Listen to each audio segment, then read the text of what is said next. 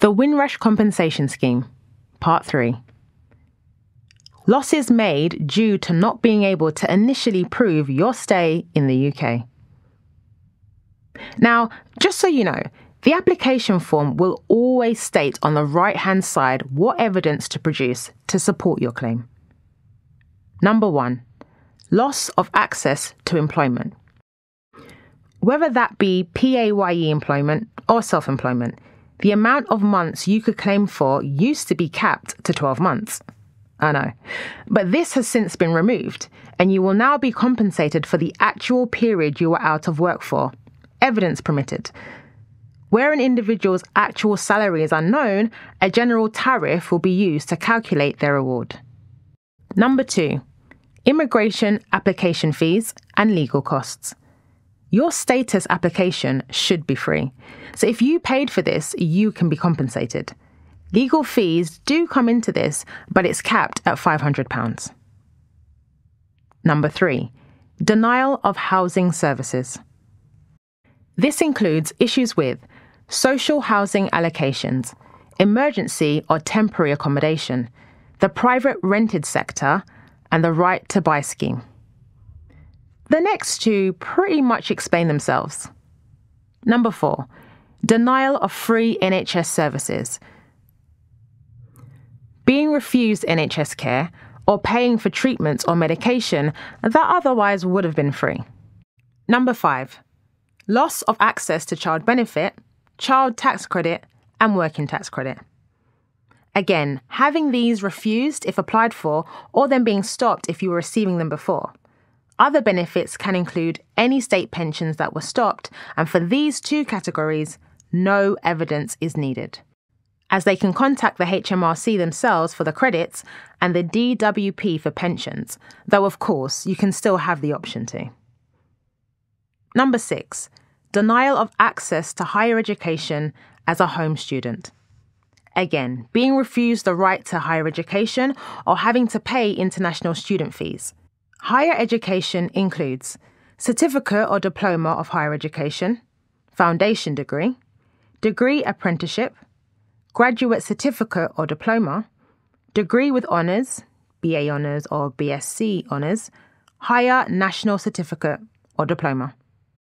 Number 7, denial of banking services. So these are things like being refused or sometimes not having access to bank accounts, overdrafts, a mortgage, loans.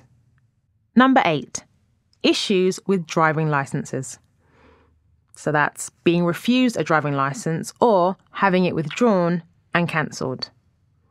Again, here you don't need to provide evidence as they will contact the DVLA directly. Number 9, being made homeless.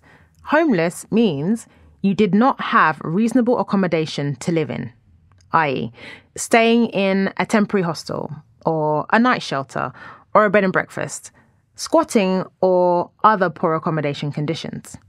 And again, this is all due to your status being in question.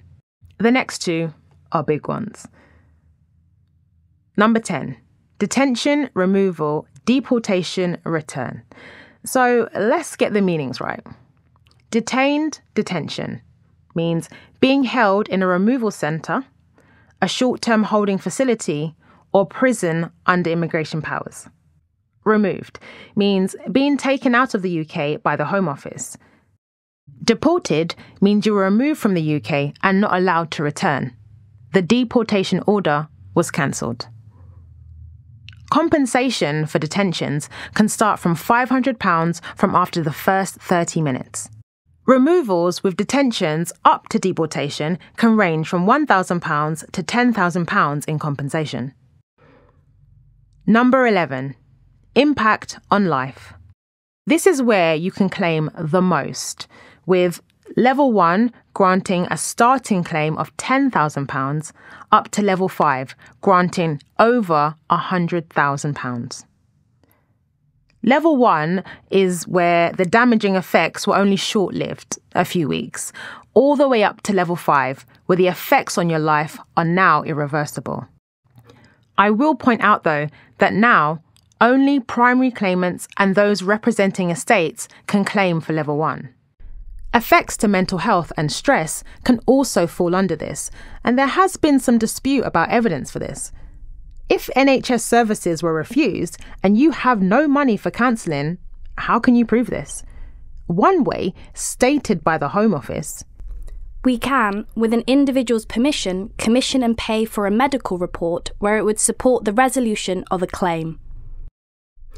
So, that is the general rundown of the Windrush compensation scheme. Note that you do not have to accept your first offer if you are not happy with it.